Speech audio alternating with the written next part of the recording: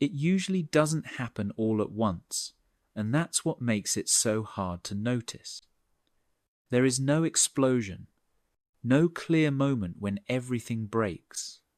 Life just slowly begins to feel heavier, quieter, less alive.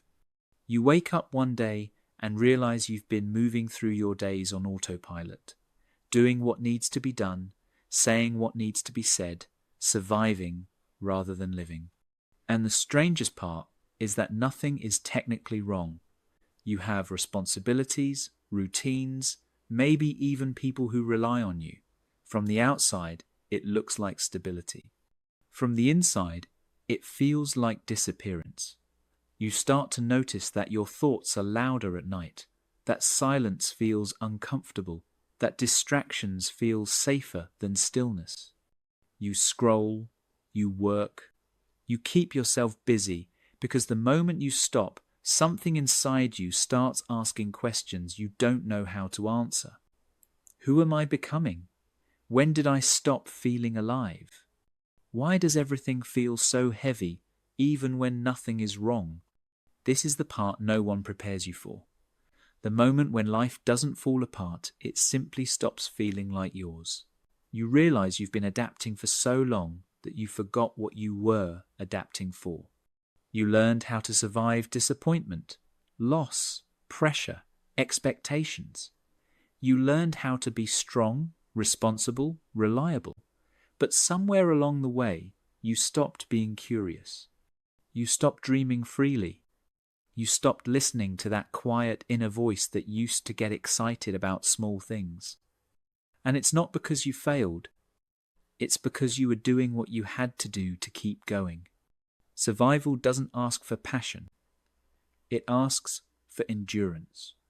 The hardest part is that no one warns you about this phase.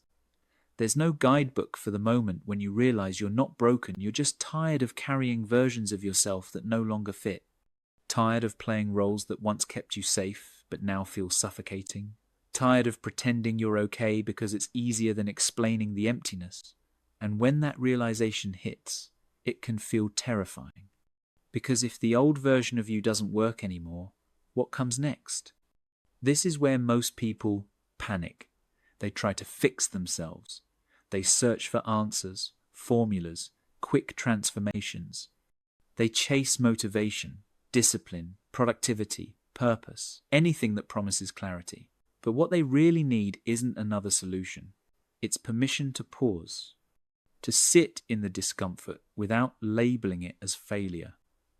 To understand that this quiet, heavy space isn't a dead end, it's a threshold. Something inside you is shedding an old skin. That feeling of being lost isn't a sign that you're falling apart. It's a sign that your old life no longer fits who you're becoming. And that moment, as frightening as it is where real change begins. Not the loud, cinematic kind, the slow, internal kind. The kind where you start paying attention to what drains you and what restores you.